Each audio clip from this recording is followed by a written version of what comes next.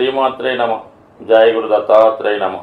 ఈ వీడియోలో మనం సెప్టెంబర్ 29 నుంచి అక్టోబర్ 5వ తారీఖు మధ్యలో జరగబోయే వారఫలాలు మకర రాశి వారికి ఏ విధంగా ఉంటాయి అని పరిశీలించినప్పుడు, మరి మకర రాశి వారికి ఈ వారం భాగ్య రాజ్య స్థానాల్లో ఏర్పడినటువంటి అద్భుత రాజయోగాలు జాతకుడికి ఎక్కువ విజయ అవకాశాలు వచ్చే అవకాశం ఉంటుంది. ముఖ్యంగా జాతకుడు ఇబ్బంది పడుతున్నటువంటి ఏలినాటి శని నుంచి రిలీఫ్ పొందే విధంగా ఈ శుక్రగ్రహం దశమ స్థానంలో పంచమహాపురుష యోగాల్లో ఒకటైనటువంటి ఒక యోగాన్ని ఏర్పడడం వల్ల ముఖ్యంగా జాతకుడికి ధైర్యం పెరుగుతుంది. ఆర్థిక పరమైన సమస్యల నుంచి బయటపడతాడు. గృహంలో ఉన్నటువంటి సమస్యల్ని పరిష్కరించుకోవడం జరుగుతుంది. మరి ఈ వారంలో జాతకుడు ఏదైనా వాహనాన్ని కానీ ఏదైనా గృహంలో కావాల్సినటువంటి విలాస వస్తువులు, ఆధునిక సౌకర్యాలు ఏర్పరచుకునే అవకాశం ఉంది. ఈ శుక్రుడు వల్ల ఏర్పడినటువంటి మాలవ్య మహాపురుష యోగం అనే యోగం వల్ల జాతకుడికి భూములు, స్థిరాస్తుల ద్వారా లాభం కలుగుతుంది. సువర్ణ ఆభరణాలు లాంటివి సమకూరే అవకాశం ఉంటుంది. ఏదైనా ఈ వారం జాతకుడు ఎక్కువగా విలాసవంతమైనటువంటి జీవితం గడిపే అవకాశం ఉంది. ఎక్కువగా బంధుమిత్రులతో కలిసి ఏదైనా వివాహ వేడుకలో కానీ, వినోద కార్యక్రమంలో కానీ, ఏదైనా ఒక ఫంక్షన్ లాంటిది జరిగే అవకాశం ఉంటుంది. అలాగే గృహంలో కూడా ఎక్కువ పండగ వాతావరణం కనబడుతుంటుంది. మరి భాగ్యస్థానంలో ఏర్పడినటువంటి విద్యాయోగం ఎవరైతే విద్యార్థులు ఉన్నత విద్య కొరకు ప్రయత్నం చేస్తున్నారో వాళ్ళకి చాలా అనుకూలంగా ఉంటుంది. ముఖ్యంగా ఈ రాశిలో వారు నూతన ఉపాధి అవకాశాల కొరకు ఏదైనా కొత్తగా వ్యాపారం ప్రారంభిద్దాం అనుకున్నా, చేస్తున్నటువంటి ఉద్యోగంతో పాటు అదనంగా ఏదైనా ఆదాయం కొరకు ఏదైనా పార్ట్ టైం లాంటిది కానీ, పార్ట్ టైం బిజినెస్ లాంటిది కానీ చేసుకున్న వారికి చాలా వరకు ఇది అనుకూలించే సమయం ఏర్పడుతూ ఉంటుంది. ఎందుకంటే రాను రాను ఈ మకర రాశి వారు గత 6.5 సంవత్సరాలుగా ఇబ్బంది పడుతున్నటువంటి ఏలినాటి శని ప్రభావం నుంచి నెమ్మదిగా ముందుకు వెళ్ళిపోవడం వల్ల తిరిగి మీ పూర్వ వైభవాన్ని మీరు పొందే అవకాశం ఉంటుంది. అంటే ఇంచుమించుగా మీరు 2019, 2018 టైంలో ఉన్న విధంగా మళ్ళీ తిరిగి ఆ స్థాయికి రావడం జరుగుతూ ఉంటుంది. పోగొట్టుకున్నటువంటిది ఏదైనా విలువైనవి, అది స్థిరాస్తి కానీ, ఉద్యోగం కానీ, లేదంటే ఏదన్నా కారణాల వల్ల విడిపోయిన భార్యాభర్తలు కానీ, లేదంటే పిల్లలతో ఇబ్బందులు ఉంటే వాళ్ళు దూరం అయితే తిరిగి అందరూ ఒక చోట చేర్చి మళ్ళా త్వరలో మీ యొక్క ఆనందమైన జీవితం గడిపే సూచనలు అతి త్వరలో రాబోతున్నాయి. దానికి సంకేతంగానే ప్రస్తుతం ఏర్పడినటువంటి ఈ శుక్ర, బుధ, రవి గ్రహాలు మీకు అనుకూలం ఏర్పడడం జరిగింది. అలాగే మీకు అయిన వృత్తిలో ప్రమోషన్ లాంటిది, అభివృద్ధి లాంటిది ఆగిపోయి ఉంటే మరి ఈ నెలలో అది ఖచ్చితంగా వచ్చే అవకాశం ఉన్నది. ఇక కోణస్థానంలో సంచరిస్తున్నటువంటి గురు భగవానుడు అటు భాగ్యస్థానాన్ని, పంచమ స్థానాన్ని, రాశిని యాక్టివేట్ చేయడం వల్ల వ్యక్తిగతంగా మీలో ఉన్నటువంటి బలహీనతలకి స్వస్థ చెప్పి కొత్త ఆలోచనలతో కొత్త జీవితాన్ని ప్రారంభించే అవకాశం ఉంది. మీలో క్రమశిక్షణ పెరుగుతుంది. వ్యసనాల నుంచి, బలహీనతల నుంచి బయటపడతారు. సంతాన విషయంలో శుభవార్తలు వింటారు.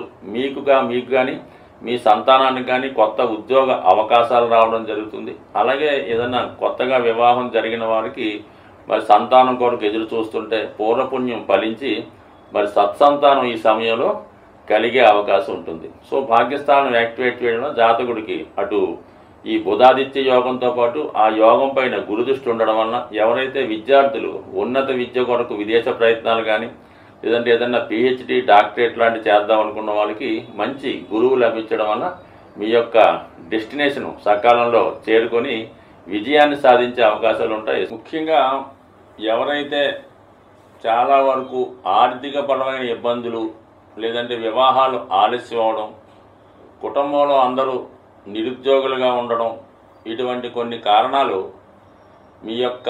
మీ జాతకంలో ఉన్నటువంటి పితృదోషాలకు కూడా కారణం అవ్వచ్చు. ఈ విధంగా ఎవరైతే ఇటువంటి సమస్యలతో బాధపడుతున్నారో వాళ్ళకి ఈ వారంలో ఏర్పడినటువంటి, అంటే ముఖ్యంగా అక్టోబర్ 2వ తారీఖున ఏర్పడినటువంటి మహాలయ అమావాస్య రోజు మరి పితృదేవతల యొక్క సంతృప్తి కొరకు ఆ రోజు ఏదైనా దేవాలయంలో కానీ ఎవరికైనా తీసుకున్న వారికి మరి వారు వంటకి సరిపోయే విధంగా బియ్యం, పప్పు, చింతపండు, కొన్ని ఆకుకూరలు వాళ్ళకి బహుమతిగా కానుకగా ఇవ్వడం వల్ల మరి ఈ పితృదోషాలు ఉన్న వాళ్ళకి ఈ అమావాస్య రోజు చేసే ఈ దాన కార్యక్రమం 100% మీ యొక్క దోషాలు పరిహారం అవుతాయి. అలాగే మీ కుటుంబంలో ఉన్నటువంటి సమస్యలు కూడా చాలా వరకు సాల్వ్ అవుతాయి. ఈ విధంగా చేయలేని వారు కనీసం ఆ 2వ తారీఖు, అక్టోబర్ 2వ తారీఖు అమావాస్య రోజు ఏదైనా గోశాలకు వెళ్ళి కానీ, లేదంటే మీ సమీపంలో ఉన్నటువంటి గోవుకి ఏదో విధంగా ఒక నానబెట్టినటువంటి నవధాన్యాల్లో ఏదో ఒకటి, ముఖ్యంగా గోధుమలు కానీ లేదంటే శనగలు కానీ నానబెట్టి విధి విధానంగా గోవుకి బెల్లంతో కలిపెట్టి ఆ గోవుకి ప్రదక్షిణ చేయడం వల్ల ఖచ్చితంగా కూడా మీకు ఈ విధంగా ఉన్నటువంటి దోషాలు పరిహారమై అద్భుతంగా రాబోయే సంవత్సరం అంతా కూడా మీకు మంచి ఫలితం ఇవ్వడం జరుగుతూ ఉంటుంది. అంటే కొన్ని రోజుల్లో చేసే కార్యక్రమాలు విశేషమైనటువంటి ఫలితాన్ని ఇవ్వడం జరుగుతుంటుంది. అందులో ఈ మహాలయ పక్షంలో వచ్చే అమావాస్య, దాని తర్వాత మీకు అక్టోబర్ 3 నుంచి మరి దసరా నవరాత్రులు ప్రారంభమవుతున్నాయి కాబట్టి మరి ఈ సమయంలో ఎవరైతే అమ్మవారి ఆరాధన, లక్ష్మీ ఆరాధన చేస్తుంటారో వారికి అఖండ సౌభాగ్యం కలిగే అవకాశం ఉంటుంది. అయితే ముఖ్యంగా మీరు పెద్దగా ఏమీ కష్టపడక్కర్లేదు.